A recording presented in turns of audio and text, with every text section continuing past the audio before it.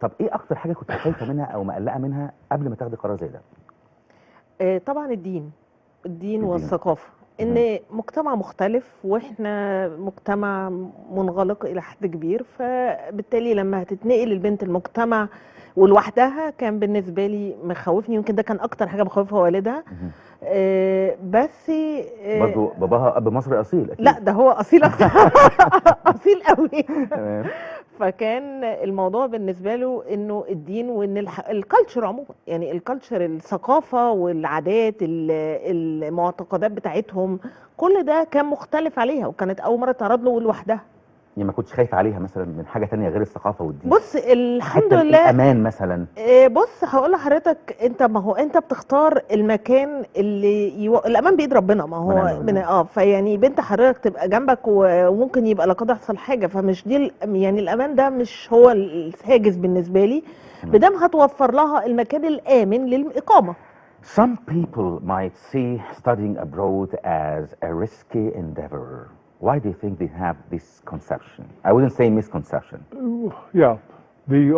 One of the things I can think of is, of course, what's going on in the United States with, guns and violence and things like that. But, that even though you do hear about it, it doesn't happen very often.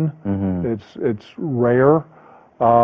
There's 330 million people live in the United States.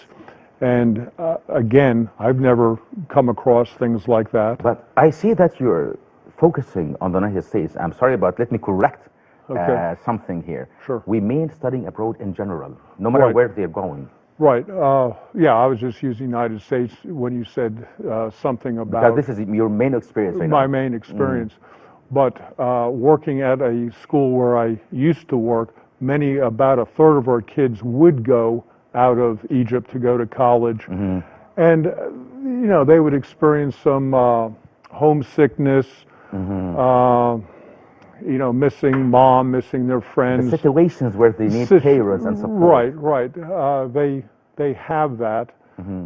I think often most colleges, from what I understand, do have international student either clubs or departments that will work with students.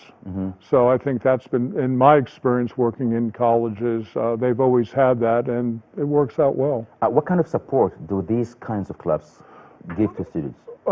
If it's a club, they meet and they, share experiences. You mean social clubs, not social clubs? Oh, yeah, social clubs.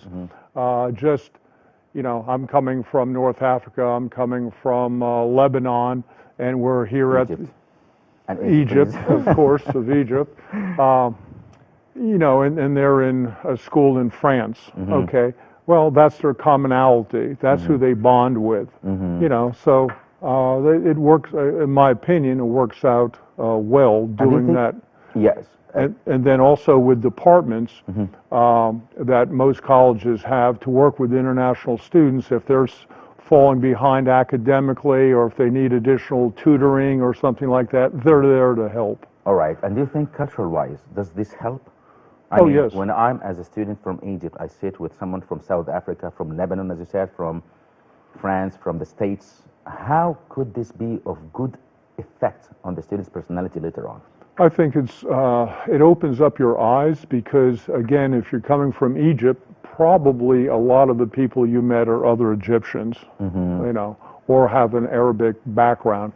But if you're experiencing different cultures and different colleges and different societies, that only opens up your eyes to what the rest of the world's going on. All right. No, I think it's a wonderful experience. I think traveling in itself is a wonderful experience.